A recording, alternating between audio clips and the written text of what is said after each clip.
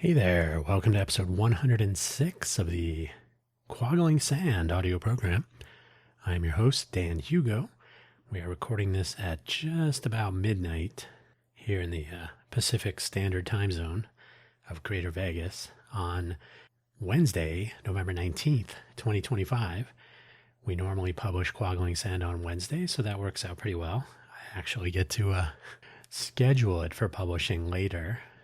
You'll have to forgive my voice. It is really not benefiting from the rainfall and the humidity. It's messing with my everything.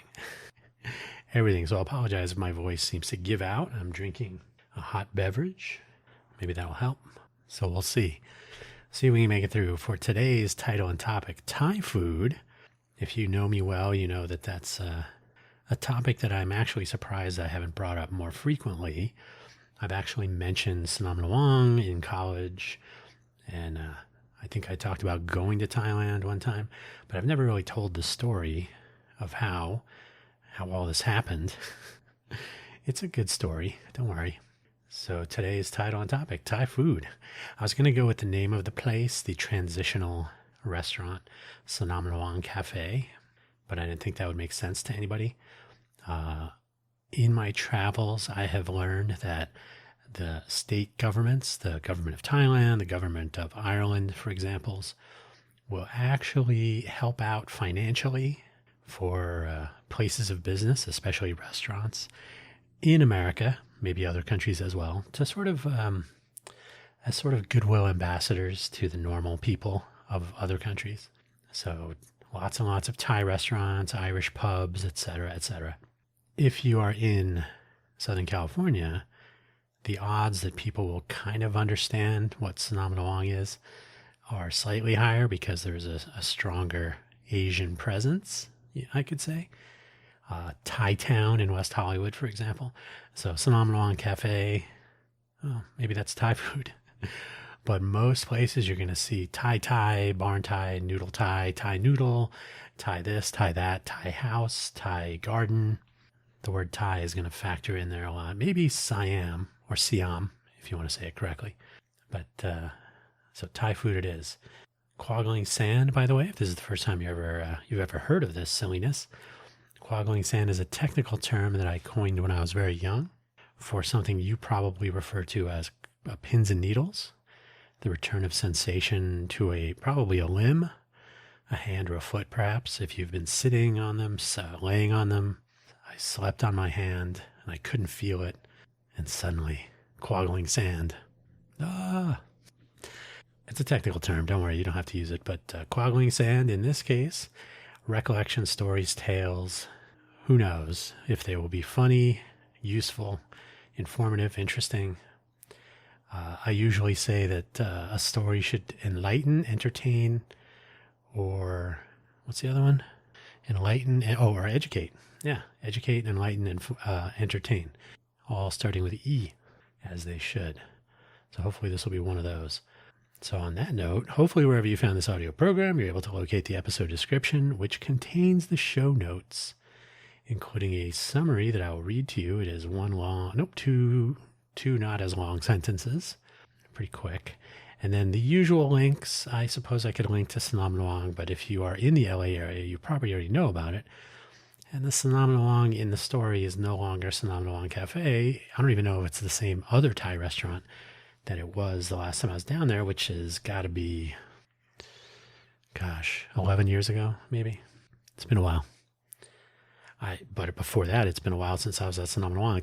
There was, at the time, a Sanam Luang Cafe in West Hollywood. And since we're here, since I have the power of the internet, Sanam Luang Cafe. Oh, they have a website. All right, I'll link to the website. Wait a minute, they still have 3 locations on here? What is this? What is this? Okay, so I'm going to I'm calling an audible. I'm adding a Sanam Luang Cafe homepage. SanamLuangCafe.com. So your mileage may vary, but I honestly didn't expect to find, let's see, visit us. Wait a minute. This is the old one, isn't it? No, that's the West Hollywood one. So they have 5176 Hollywood Boulevard, Los Angeles, California. Blah, blah, blah. So they only have one location there, according to Google Maps. Oh, okay. So only the one in, okay, it's Hollywood, not West Hollywood. So the location, wait a minute. So there are 3 locations on Google Maps.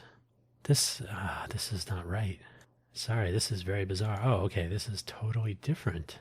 Wow. Oh, Phenomenal Cafe. I think they may have changed owners.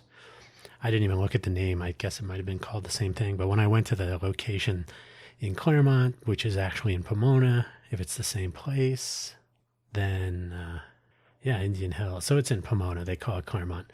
All right. Sorry for the deviation here. I don't think it's the same owner. So the website that I'm providing is for the Hollywood location, which I have been to. Yeah, I've been to that one. Okay, then. Back to the show. Your mileage may vary, so who knows, but Phenomenal Cafe. Anyway, hopefully wherever you found this, you're able to locate that, the links, everything. Let's get started so we can get finished because we've already been talking for 7 minutes. It's ridiculous. The show notes, the summary. Thus, before I went off to college, I had a pretty simple menu of food items on my go-to list. Working at McDonald's and Fuddruckers when I was a teenager didn't help so much, and I really didn't branch out until my final year at Harvey Mudd College. But then we did. My fellow students and I. The links for today's episode: Quaggling Sand Home, quagglingsand.com, QUOGGLINGSAND, quagglingsand.com. It's spelled as you'd expect, I think. Quagglingsand.com. I'm no longer commenting on what the websites look like. I have too many things to do to spend too much time at this very moment. I've been talking about making them look better. That will happen. I got to be honest, I don't really get a lot of web traffic yet, so there's an entire promotion, outreach, getting the word out, make the website look better loop. So we'll see what happens. Basically, the challenge is I create content, my audio programs. I talk about the website, but the people that are listening to the audio program have already found it. So the question is, how do I connect with people who have not found my audio program yet? So anyway, works in progress. Someday it will look nicer, I promise. Really. No, it will. And I'm not talking about just the looks. I really want to have this be the primary point of publication so that, once again, Spotify was acting funny, probably because of Cloudflare, which was having its issues on Tuesday morning. So Tuesday morning when I was publishing the Let's Innovate for Vegas audio program, there were some issues connecting and logging in and all that to the creator portal for Spotify.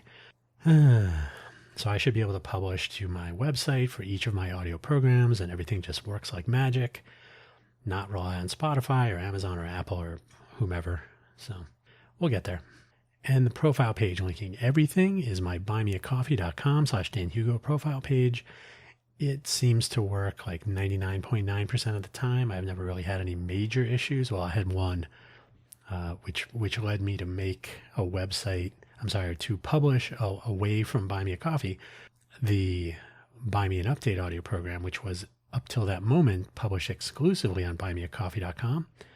Now it is published there first, but then it's also published through Spotify to all the usual places, and it can be found at my personal homepage on danhugo.com.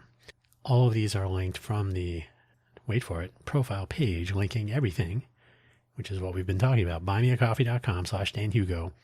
Freeform profile page links to Coffee Solo, Buy Me an Update, Let's Innovate for Vegas, Quaggling Sand, FFS Talk, and Cafe Genius Impresarios. And it even mentions Hugo Floss, which is still on the horizon. You think I have time to do Hugo Floss when I can barely even update a website? Anyway, I'm not a foodie. Oh, no, I'm sorry. Phenomenal Cafe, we just added that link. I forgot. Phenomenal Cafe. It sounds just like it spelled. Am, Luang, Cafe. San, Lu, Ang, Cafe. All one word. SanomalangCafe.com. And again, that's the one that I have been to more recently. That still seems to be the same, but I don't know. Nothing, you can never go back. So anyway, I'm not a foodie, or I wasn't. Well, anyway, contemporaneously not a foodie. So I grew up with a lot of Italian food, the usual selection of pizza and pasta and some better stuff now and then. There's more to Italian food than pizza and pasta, but, bread-gelatini, a nice lasagna, some shrimp and sauce, some super ridiculous meat sauce that my grandmother used to make with tons and tons of meat sticking out of the pot. Anyway, so yeah, not everything was spaghetti and meatballs, and pizza, but fast food, of course. That job at McDonald's that I've talked about, the occasional Denny's hangout, and with some friends now and then. A few Mexican and Chinese spots that we would visit as a family dinner every once in a while. Yeah, nothing too challenging, to be honest. My Italian grandmother was said to have prepared all manner of the real Italian challengers, like a sheep head and blood sausage. So we swung all the way over, I think, away from that stuff. So yeah, growing up, it was not bad by any stretch, but I'm trying to we never had like organ meats or anything like that. And I think I'm okay. I survived. That's fine. All through high school, it was pretty simple. Sorry, I had a cough there. So all through high school, I was pretty simple. The hanging out was more in this time frame. So Denny's and whatnot. I worked in food service at McDonald's and Fuddruckers, and I don't know if there was another one in there. I don't think so. So my work friends, we would go to the drive-in movie sometimes, or we'd have a little barbecue of McDonald's food, strangely enough. So good times, but mostly fairly simple stuff. Americana. We had a restaurant with basic Americana, speaking of that, when I was around 10 years old. Fuddruckers was hamburgers, of course, so that's what it was. Everything was about as straight up the middle as it could get, just American stuff, with an occasional dalliance with Mexican and Chinese, I think. Even when I went off to college, where I did not have a car by choice, and I barely finished my 10-meal plan each week at the dining hall, my work-study money went for an occasional checkerboard pizza, which, was quite good, but pizza nonetheless. Some items from the grocery store now and then that we could make late at night as needed. We had a microwave and so on. So we had like mac and cheese and ramen noodles, the usual stuff. We could go to the equivalent of Costco every once in a while and pick up cases of these things, or there was a grocery store reasonably nearby, and so on. And we happened to have both an In-N-Out and an easy takeout burger a short walk from one end of the campus. Fun fact, at the time, fast food restaurants were not illegal. There was no zoning allowance for fast food restaurants in the Claremont city limits. So we were right near the border of Montclair on El Camino, the old Route 66. So one end of the campus would butt up right against the Montclair border. So you'd walk way out to the corner, across the street, you're in Montclair, fast food restaurants, bam. And one was across the street from the other. So you could cross one street for easy takeout, 2 streets for In-N-Out, piece of cake. And then there was a Mongolian barbecue way at the other end, not a fast food restaurant. It was a place mentioned in our so-called lookbook for the incoming freshmen, which I was, as the place to go to get off campus for something interesting. I feel cheated now looking back that that's the one they went with. They could very easily have added Snom Nuong, and it would have been a completely different world, I think, for most of my college career. But that's not how the world works. Then the pivot came. For my senior year, I moved out to the new dorm. It was not new, but it was called new. Atwood. From West Dorm. I spent 3 years in West Dorm, dorm president, all that stuff. And then out to new dorm. The single rooms were bigger, and I would share a suite with my longtime friends Bill and Tom, plus a few underclass people. The suite had 2 big bathrooms and a large lounge area. I think the total was 9 people in the suite, and it's not as bad as it might sound. So it was pretty good arrangement. One of the first-year students, Beston, came up to Bill and me one evening and suggested we go and have some dinner late night at that Thai place with the dishwater soup, he said. Beston had been there once or twice with a little foodie crew he was hanging out with in his class. He was a freshman, first year. We called them Frosh for some reason. Freshman, Frosh, first year, whatever you want. His fellow classmates. How about that? And it was not clear whether Bill had been. I don't remember if he had said, yes, I've been there, or, oh, yeah, I'll try that, one of those. But I had not. That would change, though. And how? Bill had a Volkswagen bus, a fact he almost certainly wished he had not divulged eventually. So as he would so many times in the future, he shuttled us. Now, I knew Bill from our freshman year when I already knew he had a VW bus, but he was always the one driving. He shuttled us, the three of us this time, to Phenomenon Cafe in Pomona, which we just went over that, on Indian Hill. No, I don't believe it's the same owner. I think it's a completely different place now with the same name, perhaps. Just a few miles to the south of our campus, but in a completely different setting from a crime statistics point of view. This will become important later in this story. The 101 freeway split the two regions, so north you're in Claremont, south you're in Pomona. Not surprising. The 101 freeway is the root of many problems, the divider of others. The place, Sanam Luang, is a park in Bangkok, likened to Central Park in New York. Sanam Luang Cafe was a culture epicenter of sorts, the one in Pomona drawing a combination of local Vietnamese and Thai and even Lao people, college students, and an array of late-night characters, some with homes, some without. Pomona was a rough place, ranking higher than I would have liked in the violent crime stats, but we were just on the other side, about 2 blocks south of the freeway, so we were on the north edge of Pomona. This didn't make it crime-free. Far from it, but we'll get there.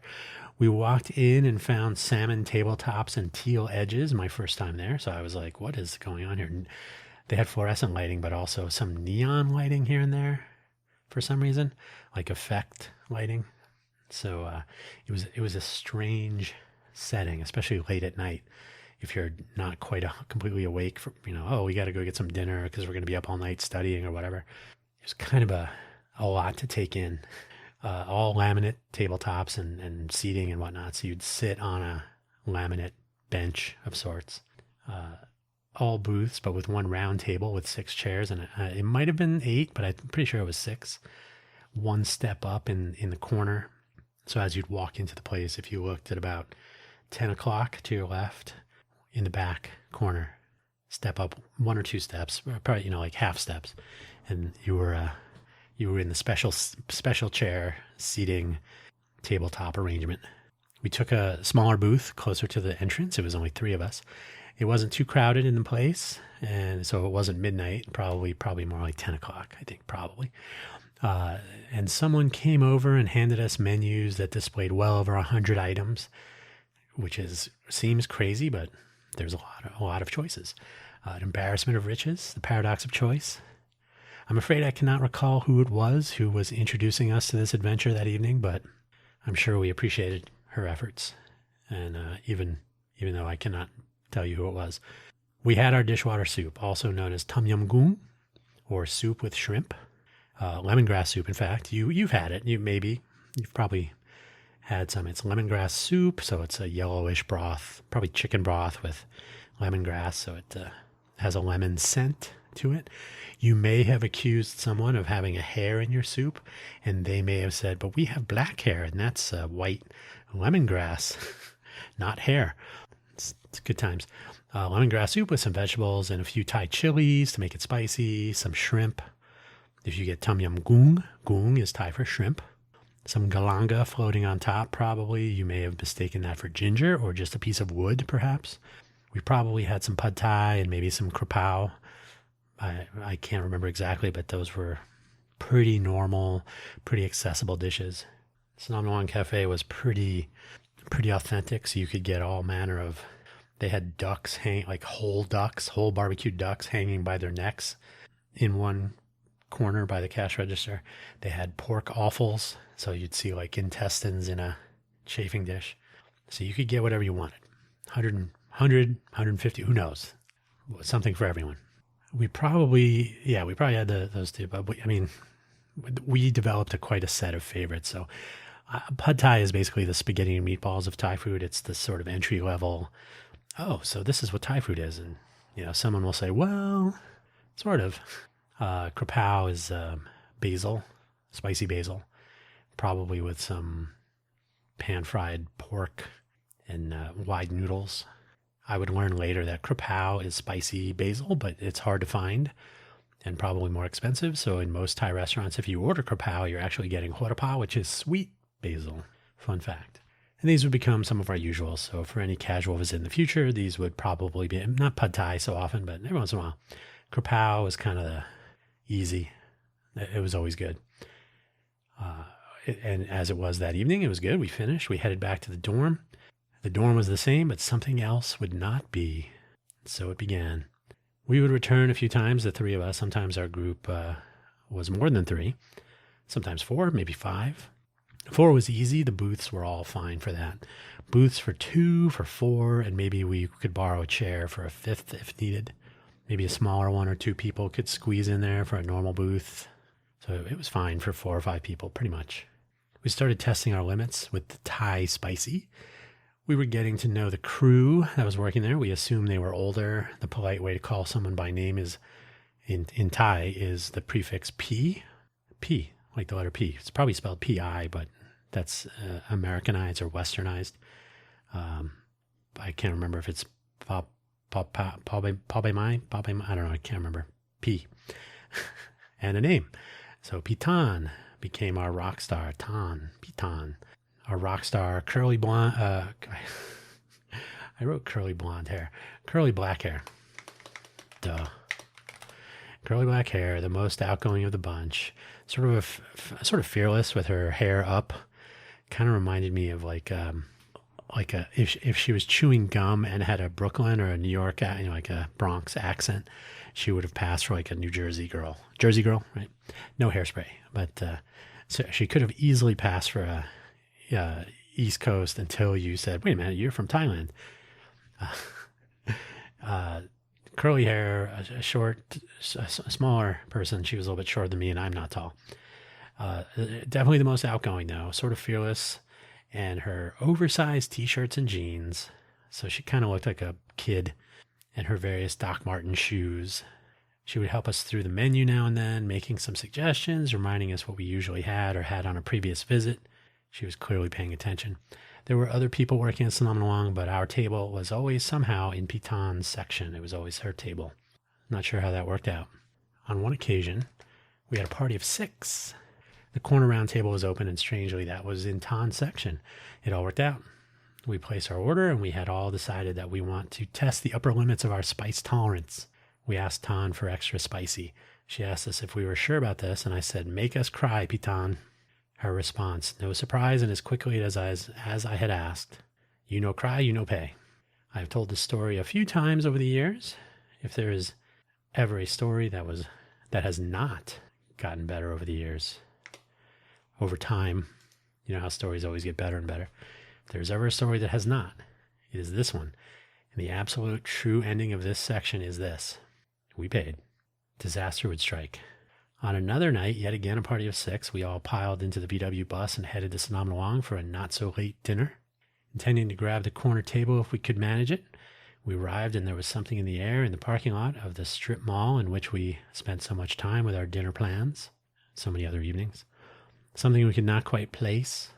We entered the restaurant and managed the corner table, as we had hoped, and we found that whatever was in the air outside was apparently emanating from inside this place. Not a smell, no, not a smell, but definitely something. Something was going on. We got our table and made our various selections. Somehow Pitan was once again taking care of us. I don't know how that always happened. And as she came by, let me correct. I am lousy with typos this evening, jeez. As she came by with the dishes as they were coming out of the kitchen, my back was to the step leading up to the little platform where this table was. So Tan was basically nearby as she was coming up to put the dishes on the table. I asked what was up this evening.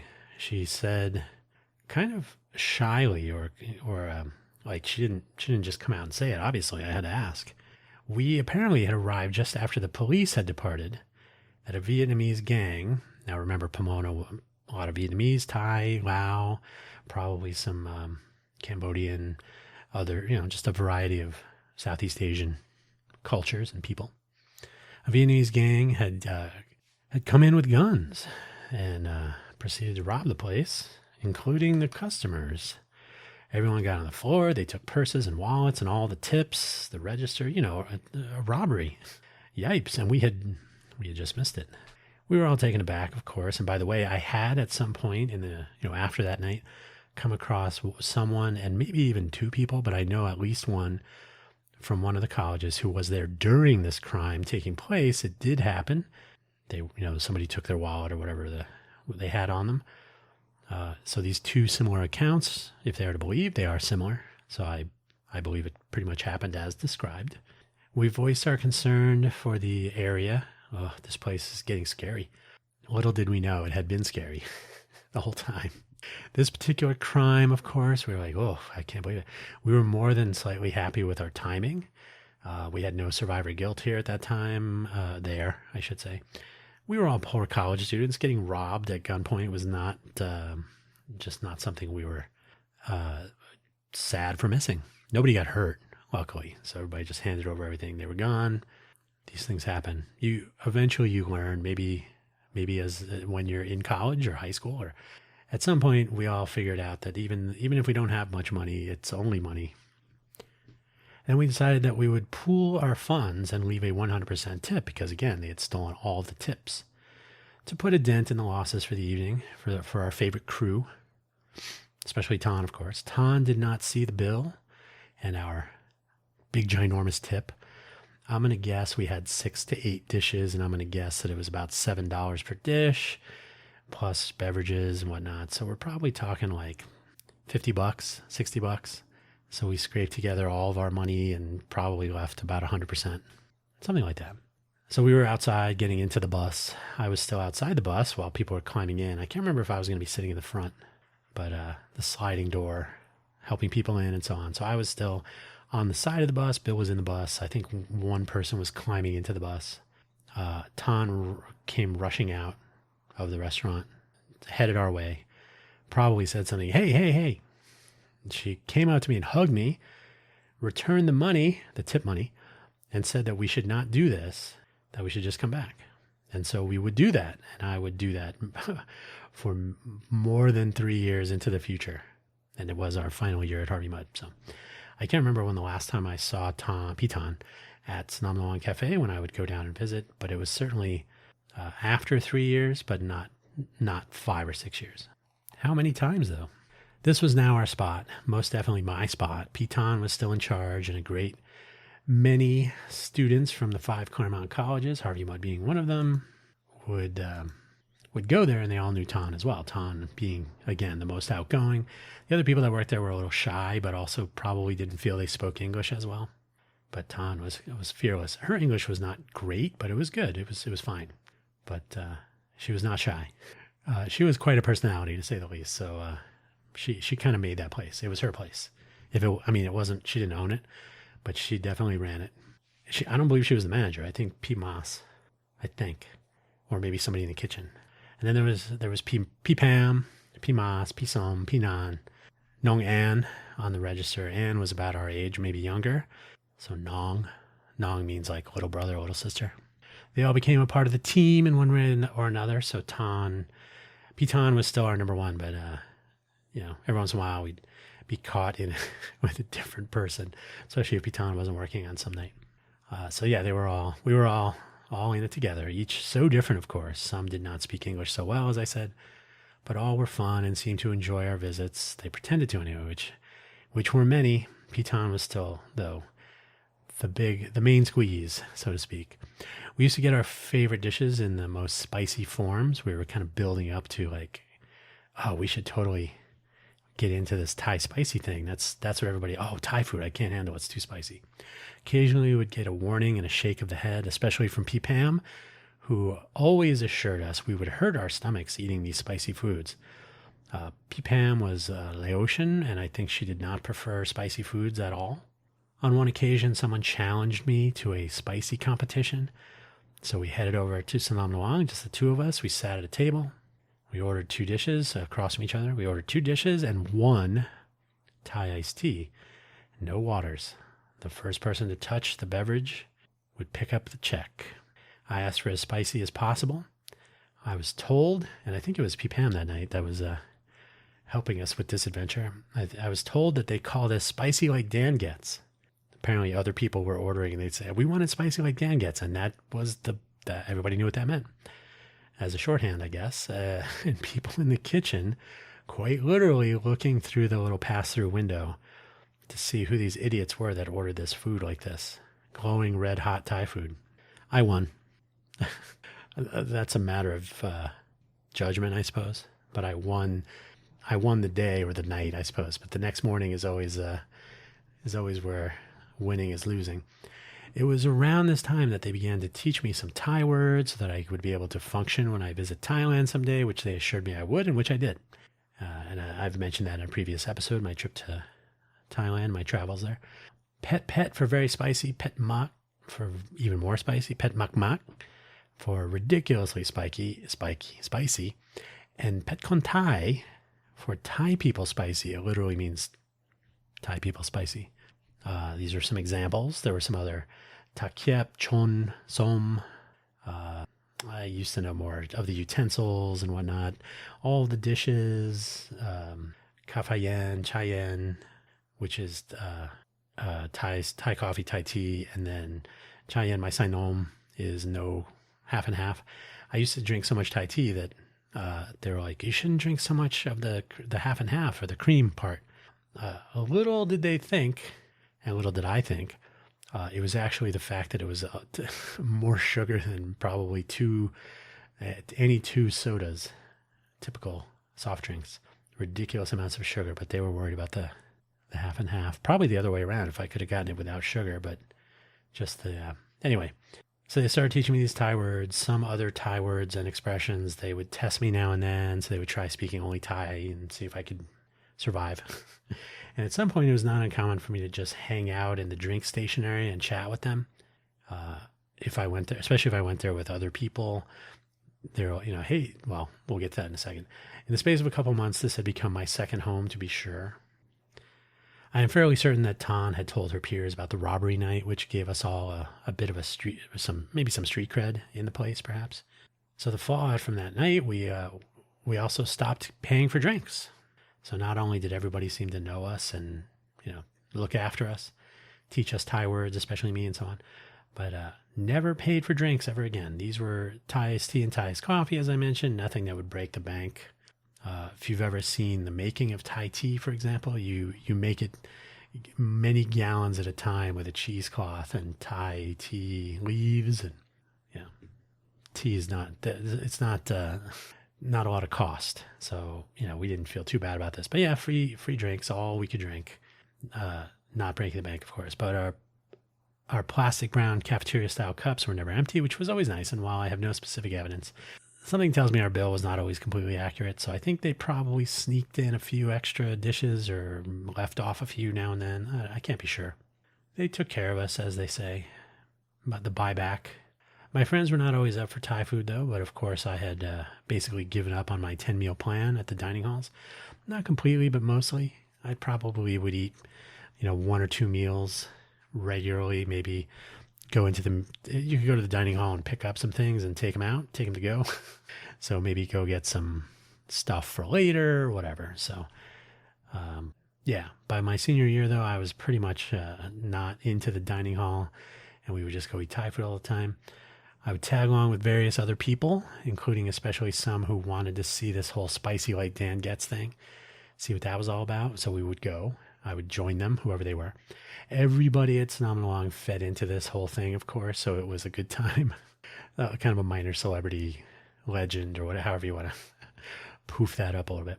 And eventually people would ask if I had been to Sonoma that day yet.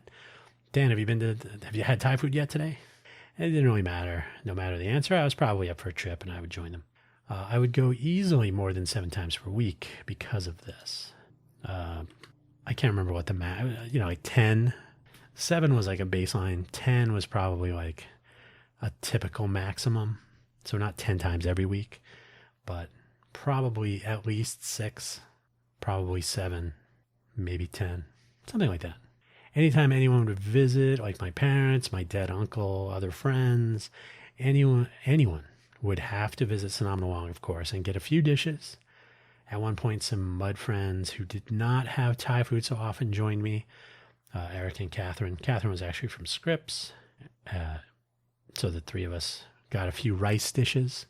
I remember this because, as it happens, I had some of those ridiculously cheap plastic toys from those nickel vending machines. They come in a little plastic bubble. In this case, they were all little cheapy plastic insects.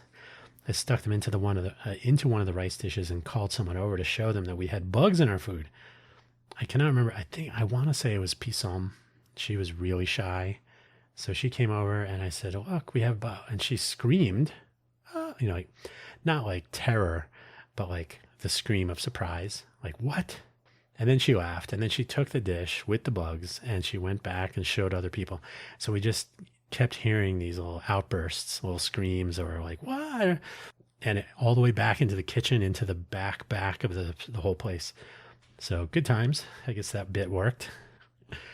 A little bit of screaming. It's not a big deal. We would hear this. We heard the screams from the back of the kitchen. People looked out, and everybody's shaking their head. It was good times. That was the nature of Phenomenon Cafe. It's certainly my view of it. So commencement and beyond. Eventually, my final year at Harvey Mudd would be coming to an end. It is nearly impossible to believe this, I think, but there was so much about Phenomenon for my senior year on top of everything else. There was so much about it. There was so much of it. There were so many stories based on it. So many visits there. So many times, more than a few times, we would close the place. So like, okay, you guys got to go because we're going. And I think they closed at 2 or 3. It might have been 3 in the morning. More than once, we went there to do homework. So I remember Bill and I designed our microprocessor for advanced microprocessors. That was fun. Jeff Polico and I would go there and do some homework now and then. He was a freshman, but super smart, big computer science nerd. So we'd go there and actually do work, or we'd go there and get away from doing work, and then ultimately return to doing work. So it was a good spot, and it was the timing of the hours was good. I think they opened at 10 in the morning, and the bug time, that was during the day, which was a rarity. So I wasn't there too much when the sun was still up during the school year. So eventually I would graduate, which I did do that. The job market was not good in 1993, if you recall, when I was graduating. It was the end of the Bush recession. Gore had not invented the internet yet, so kind of a holding pattern. So between mid-May, when we graduated, I had a job copying graduation videotapes. True story. I've told it before. I had a room at Scripps College, which is where summer housing was. So I think it was like $50 a week. And I was searching for a job. We were allowed. No, they were quite helpful where they could be. So we could use school resources, email, fax machine, printers, send out our resumes, the career, what was it? Career Planning Center, whatever it was. Karen McAndrew, rock star of the day. She was about as helpful as any 5 or 6 people could be in the form of one person. So between mid-May and mid-July, I want to say July 17th is when I moved up to Sunnyvale. So I had about 2 months of living on Scripps campus, trying to figure out what I was going to do, what comes next. And I've told this part of the story before. I had a clerical error had made my summer gym membership at LA Fitness from the previous summer when I worked on the campus. It made it so it expired August of the following year. So I still had 3 months left on my gym membership.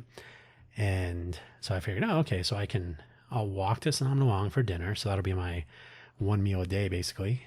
And then I'll walk over to the gym. So I'll get some walking exercise in and all that. So I would walk to Sonoma, which was something like 2 or 3 miles. I could check on Google Maps, but it was something like 2 or 3 miles. My roommate from college, who was not my roommate at this point, Tuck, loaned me his television and his VCR.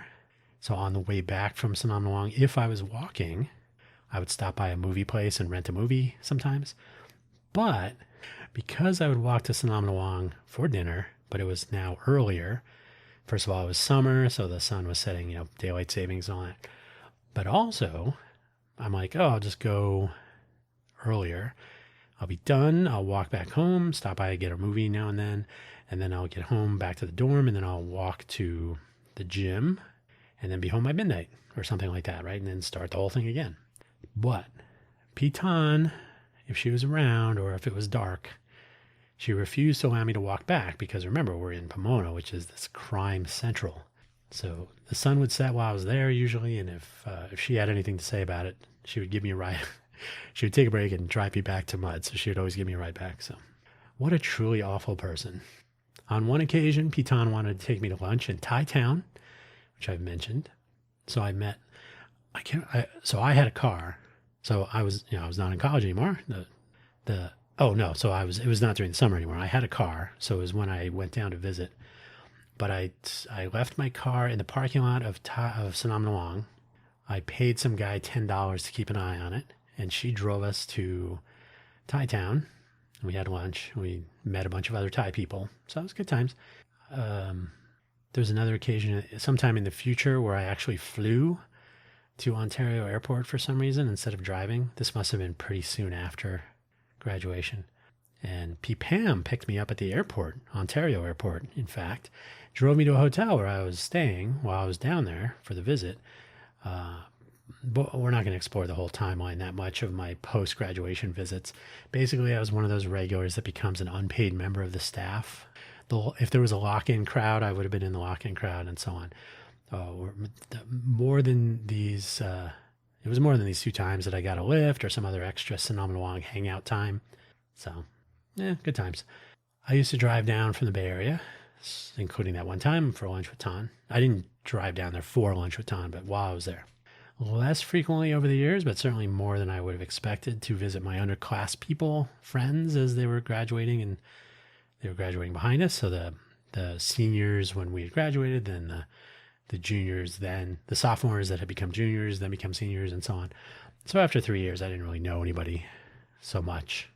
So it was less likely that I would get it, but every once in a while, I had a reason to go to the LA area, and we'd be sure to stop by Sanam Nawang and see who was still working there. I used to call ahead sometimes if I was heading down on Friday.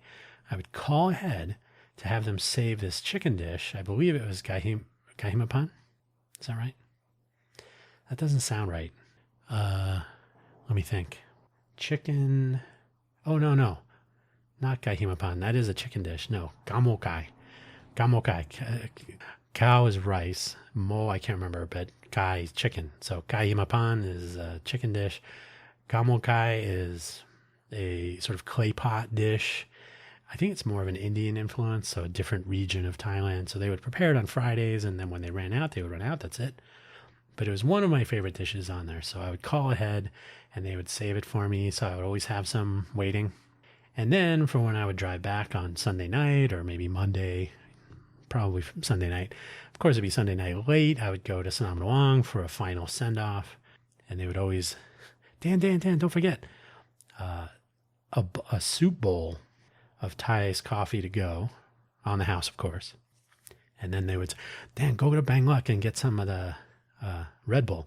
Now, this is in the old days before Red Bull had really caught on. So it came in little brown bottles, not carbonated. And you would peel the cap off. So it had this weird, almost like an old soda can pop top that would actually get pulled off the can instead of the safety tabs that they have now.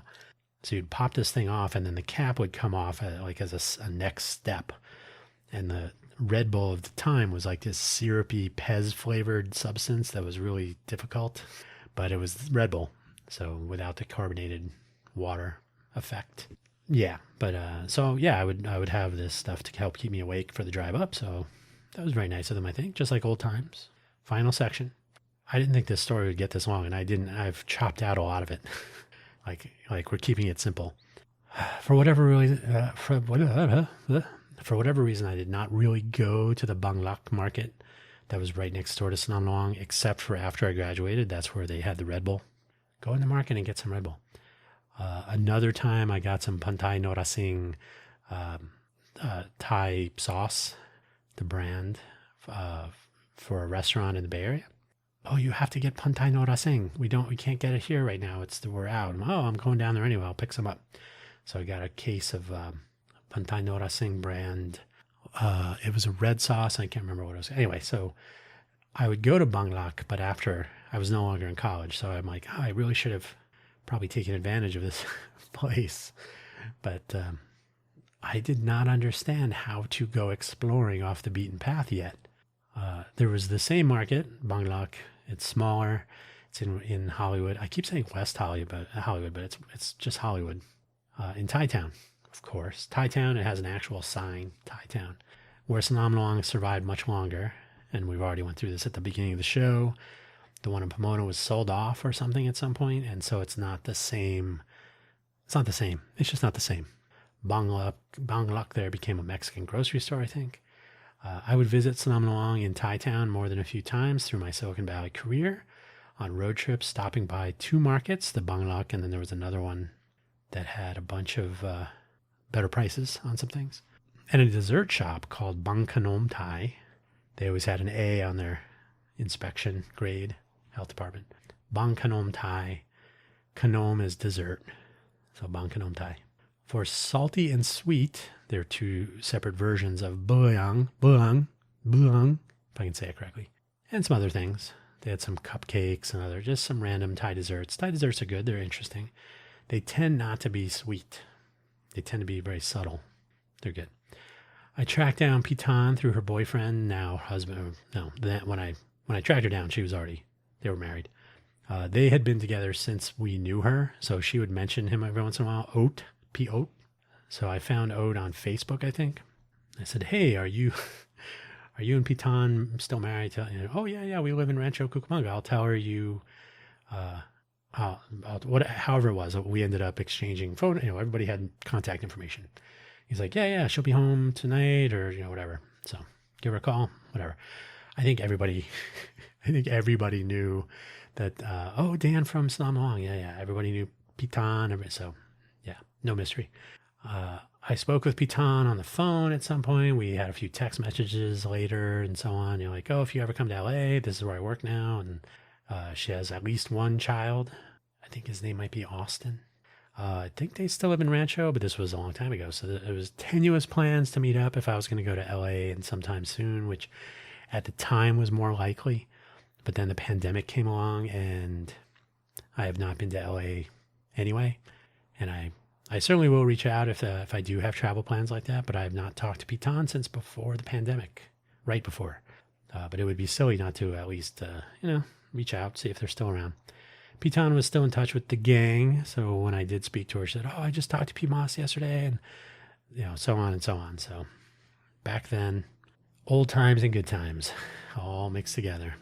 The final point of this lengthy episode, this lengthy but still abbreviated story, like I could have told of the time that our microprocessors professor, but he was also our clinic advisor for my senior year, our clinic project for Northrop Electronics. Eric, Dave, Cammy, and I can't remember the other guys. Tom? No, that was not him. I can't remember his name. Sorry, guy. But so we all went out for a clinic meeting at Sanam Luang Cafe. Our clinic advisor, Professor Dusan Petronovich from Montenegro, they were having a war at the time. So he was like, I'm going to stay here and be a visiting professor for another year. So we had him for microprocessors and we had him for clinic, and then he was there for another year after that.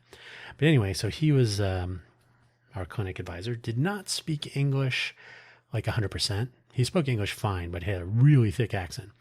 So I was sitting in my usual spot by the steps of the corner table. We had the corner table because we had, it was Professor Petronovich, me, Dave, Eric, Cammy.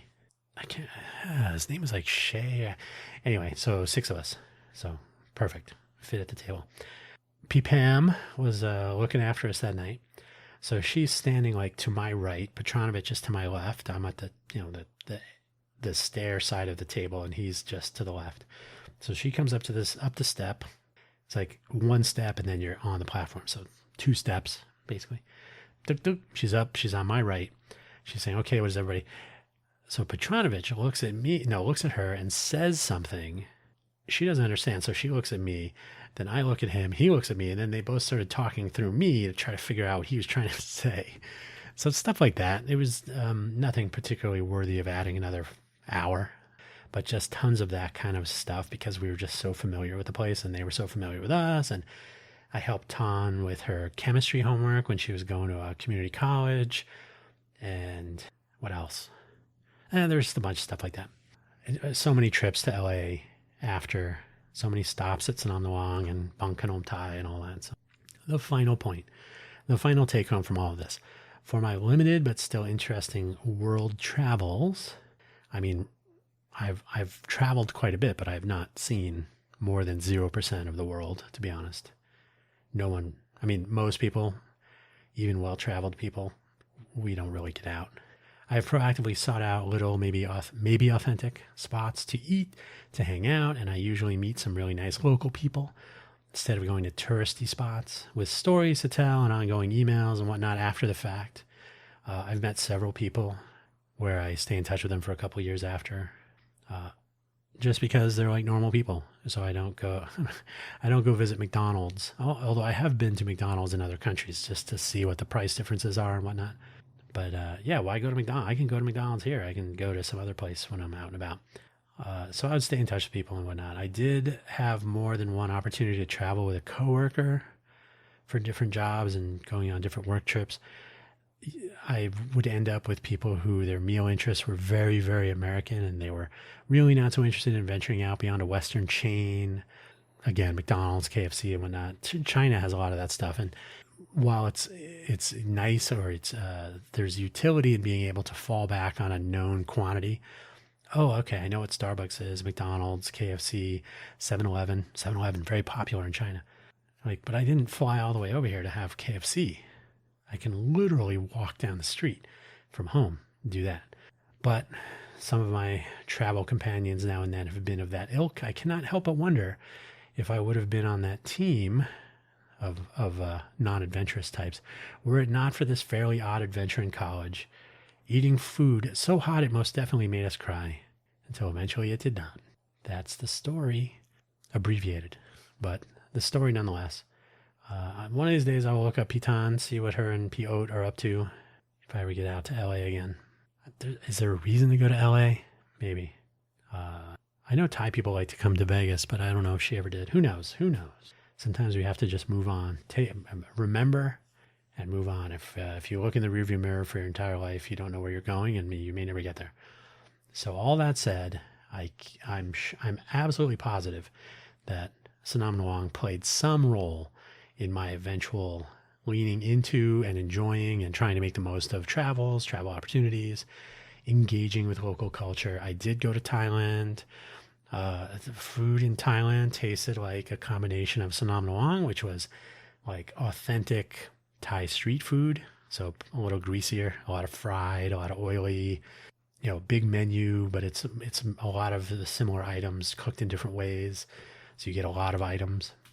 Or home cooked Thai food. I had my share of that as well. So you get a combination of those things, right? Just like real life, you're going to get more home style or more street style. So I learned a lot more Thai over the years, and I've forgotten a lot of it now, but certainly that was a part of the, it's not intellectual curiosity, it's cultural curiosity, I guess, where I started to realize, I went to Amsterdam one time with a coworker, and we ended up going to McDonald's and to Planet Hollywood, I think was there at the time. And like a lot of Western chains.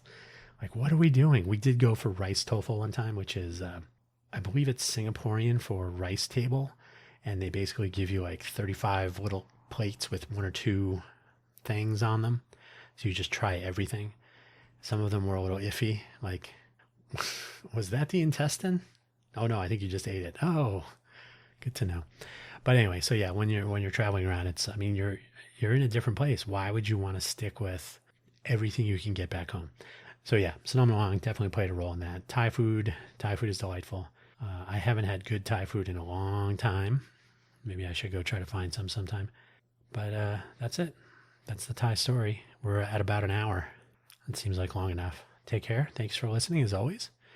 And I got to work on this voice. I should probably have some spicy food. That would help with my sinuses. For next time. Bye-bye.